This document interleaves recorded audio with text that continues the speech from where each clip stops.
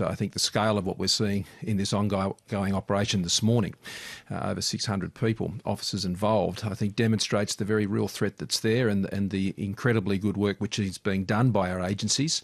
And I think, again, supports why the government has been so strong in its response to this threat. Over $630 million in additional investment the Prime Minister announced, as you know, to deal with this threat at home, but equally we're dealing with this threat abroad.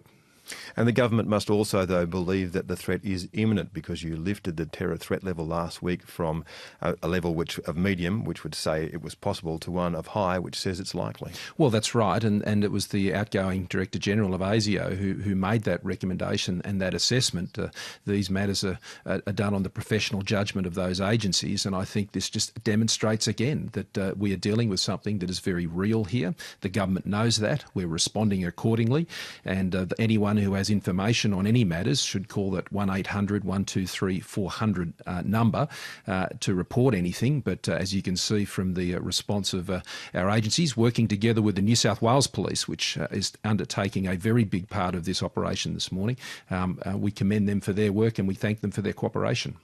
These kinds of operations do cause alarm in the community. What do you say to the Australian people when you can't give them much information, and to the Islamic community that's worried about how they'll be perceived? Well, the government is working closely with the Islamic community more broadly. I think last Sunday was a great example of the response of the Islamic community with Mr Elamar and Jamal Rifi bringing together hundreds and hundreds of Muslims in Sydney to celebrate their commitment to this country. And I think that was a very positive message, and I think that indicates the very goodwill that exists within the community.